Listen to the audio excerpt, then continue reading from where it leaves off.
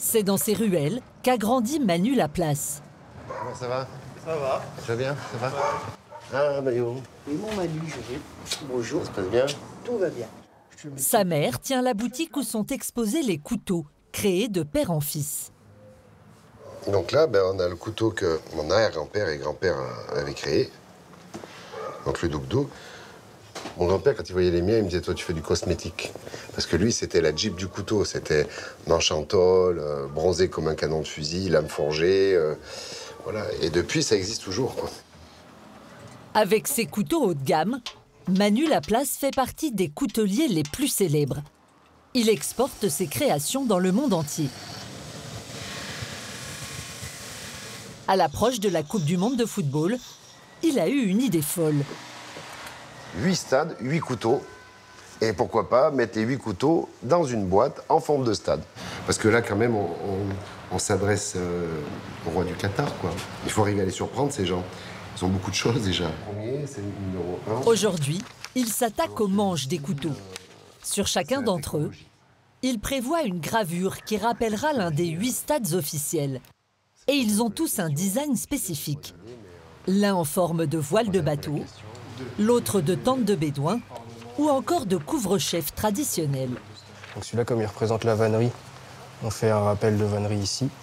Et sur le côté principal, on se sert vraiment de tout le stade. Donc quand tu as une vue aérienne, en fait, ça donne ceci. Donc tu as la vue aérienne avec le fil d'or qui est repris, parce qu'autour c'est doré. Un travail d'une extrême minutie. Je suis en train de graver le chameau, de le noircir avec plein de petits traits pour que ça fasse vraiment une ombre chinoise. On travaille sur le côté arabisant, tout le travail d'ornement. Là, c'est écrit en arabe, c'est écrit Qatar. Mais tu le confonds avec le décor. Mais quand tu le sais, tu dis, ah oui, mais c'est écrit Qatar. Ah oui, évidemment. C'est évident. Manu voudrait aussi insérer des matériaux précieux sur ses couteaux. De véritables trésors qu'il entrepose dans son atelier. Ivoire, Ah, là, c'est l'ébène. bois fossilisé et ossements insolites. Ça, c'est des vertèbres. Des vertèbres de queue de mammouth. Après ça, c'est des morceaux de fémur. Il a l'état de pierre, il a l'état de fossile. C'est très dense, hein. Ça vient souvent de Sibérie. Parce qu'en Sibérie, ils ont retrouvé comme un lit, où ils ont retrouvé plein d'ossements. Ça, oui, ça c'est carrément autre chose. Ça, c'est l'intérieur d'une défense de mammouth. Là, c'est comme une pierre, là, maintenant. C'est cristallisé, même. C'est magnifique. Il y a des nacres qui viennent du fond des mers. Par exemple, les grandes gamelles comme ça de nacre, c'est rare. La nacre est très appréciée des Qataris.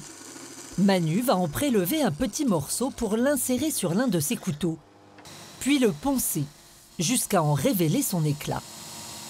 Où la lumière pénètre et rentre et donne les reflets magnifiques. Et à la sortie, on dit que c'est chatoyant, mais on veut chatoyer le roi du Qatar.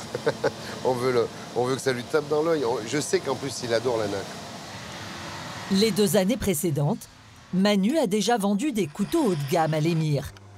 Pour ce projet ambitieux, l'artisan joue gros. Il a emprunté 50 000 €. J'ai aucune garantie que ça soit vendu. Hein. C'est le challenge. Faut essayer, hein. Ouais, faut essayer. Mais j'y crois. Moi, j'ai misé sur moi, sur mes potes. Allez, on fait du beau, donc c'est des gens qui aiment le beau. Donc je me dis, qu'est-ce que je risque? Et puis si je le vends pas, je l'aurai en décoration chez moi. Avec son équipe, il va devoir travailler d'arrache-pied pour présenter ses créations à Doha dans 2 mois. Et l'enjeu est de taille. Il espère vendre ses 8 couteaux, 200 000 €. À Thiers, c'est un autre défi qui attend Manu Laplace. Après avoir fabriqué les manches de ces incroyables couteaux pour la Coupe du Monde, il s'attelle aux lames. Et pour cela, il a fait appel à un jeune forgeron. Alors, mon Tim, comment ça va? Tu vas? Tim est un ancien apprenti de Manu qui vient de se mettre à son compte. Il est l'un des rares forgerons à travailler le damas, une technique très difficile à maîtriser et qui permet d'obtenir des motifs sur l'acier. Là, je prépare un petit truc, je pense que ça va te plaire. C'est rigolo, j'ai fini de préparer tout ça hier à 1 h du matin. Ah, Ça, c'est un peu de la cuisine hein, que tu nous fais, là. Un millefeuille, quoi. C'est un millefeuille. Ouais, de la C'est ça. pâtisserie, presque, moi, je dirais. C'est bon, mais c'est chaud, je te déconseille d'écouter maintenant. Ouais, ouais. Attention à toi. Donc ça, c'est un cube qui est composé de plusieurs couches d'acier différents. Donc on va avoir des aciers de composition différentes qui vont sortir de différentes couleurs. Et on va les souder ensemble à chaud. Et c'est ça qui va créer, à force de faire des répétitions, de replier, parfois de tordre. Et c'est ce qui va permettre de créer des motifs. Voilà. Ici, on a un acier très carboné. Ici, on va avoir un acier avec un peu plus de nickel qui va ressortir blanc. Celui-ci va ressortir noir. On va mettre du nickel pur aussi, qui va être complètement inaltérable. Et une 4e couleur qui va être un peu entre les deux. Donc, on va avoir des nuances de gris. Noir, gris, blanc et parfaitement argenté avec le nickel. Voilà. Après plusieurs heures de soudure, Tim donne à l'acier la forme d'une lame. Une fois refroidie, elle révélera des motifs incroyables. Le lendemain, la lame est prête. Hello mon chef. Ça va? Le jeune forgeron espère qu'elle sera à la hauteur. T'as bossé? Eh ben j'ai fini ta lame. Ah, mais t'as déjà fini la lame? Ben ouais. Mais tu Efficacité. Tu dors pas, tu manges pas, toi. Ah oui, là. Oh, les couches. Ouais, parfait. Là, t'as vraiment assuré. Bravo, mon type. Bravo, félicitations. plaise, Ah ouais, mais dis donc, là, je viens de voir quelque chose. Là. Sur la lame, le motif de l'un des stades de football de Doha apparaît clairement. La tente de Bédouin. La lame de Tim est validée. Elle sera montée sur l'un des 8 couteaux du projet qatari. Pour les 7 autres, Manu a commandé un damas de première qualité dans une forge américaine réputée. L'acier arrive sous une forme brute. On devine les motifs, mais on les voit pas. Donc là, look, ça c'est de la potion magique. Là, ça commence. Le coutelier va devoir le tremper dans un bain d'acide pour révéler ses motifs. C'est dingue, hein. Là, on voit toutes les couches. Ici, tout ça, c'est des couches de damas, c'est forgé. Donc, plus je laisse, plus ça va être noir. Là, je vais rincer dans une eau claire. On va carrément aller la voir dehors, hein. Parce que la meilleure lumière, c'est quand même celle qui est naturelle, hein. Là, on est vraiment sur un produit exceptionnel. Tout en finesse. Et là, on voit toutes les couches, tout l'âme. Regarde, Lulu. Regardez la lumière.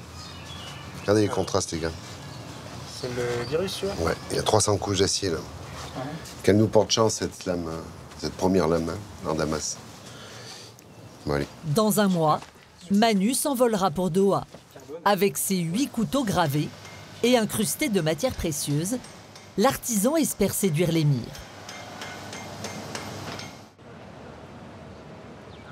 À Doha, au Qatar, c'est à l'émir en personne que Manu Laplace aimerait présenter ses couteaux. Chaque année, ce parc des expositions attire une foule de visiteurs avec un étrange salon, celui de la fauconnerie, une tradition ancestrale dans le pays. Utilisés pour chasser dans le désert, ces rapaces se monnaient jusqu'à 250 000 € lors des ventes aux enchères. Ici, on trouve tout l'équipement nécessaire pour partir en expédition, et notamment l'indispensable couteau, qui fait partie intégrante de la culture qatari. Manu y participe pour la 3e fois avec son épouse Stéphanie. Mais cette année, le couple est particulièrement stressé. Tout va bien. Cet écrin de bois précieux est une reproduction du stade dans lequel sera inaugurée la Coupe du Monde de football. À l'intérieur, les 8 couteaux d'exception de Manu, un petit bijou à 200 000 € qu'il espère vendre à la famille royale. Faut que je sois à la hauteur maintenant. Il y a le savoir-faire et le faire savoir. Et là, je suis dans le faire savoir tout de suite. Ce qui n'est pas... D'où le costume, le chapeau, tout ça. Les gens me reconnaissent bien ici. Pour avoir une chance que l'émir s'arrête sur son stand, Bonjour, comment allez-vous? Manu doit d'abord convaincre le directeur du salon, qui organise les visites officielles. Vous voulez voir ma pièce maîtresse? Vous êtes la première personne à la voir. Merci. Vous êtes prêts? Mettez vos lunettes de soleil. C'est une clé.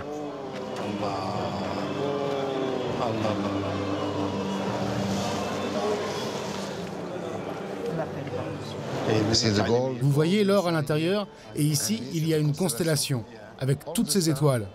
Incroyable. C'est un damas spécial. C'est unique. C'est plus qu'unique. Nous sommes ravis d'exposer cette pièce ici. C'est 8 mois de travail. Très heureux. Waouh, c'est la première présentation. Je suis pas encore prêt, il faut que je m'entraîne. Il faut que je travaille mon anglais. C'est bien, on y est, écoute, on est là. On est en place, ma chérie. Manu a toutes les chances de recevoir la visite de l'un des membres de la royauté. Reste à savoir quand. Une information tenue secrète jusqu'au dernier moment. Le lendemain, Manu, Stéphanie et Louis, le graveur des couteaux, arrivés le matin même, sont satisfaits. Leurs couteaux de luxe attirent des acheteurs, prêts à dépenser jusqu'à 6 000 € pièce. C'est du mammouth bleu et de la nacre. Et vous pouvez voir un minaret. Un peu plus tard, c'est l'effervescence dans le salon. Un membre de la famille royale vient d'arriver. Encore. Là, je suis en train d'essayer de provoquer un peu la chance. Manu décide d'avancer son coffret de couteaux dans l'allée pour le rendre plus visible. Là. Sinon, on la voit pas, on la voit jamais. Hein. Mais la délégation, au lieu de se diriger vers son stand, part dans le sens inverse. Tu passes pas par là. Non. Ah non.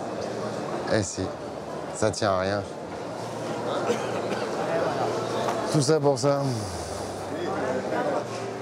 C'est pas grave. Allez.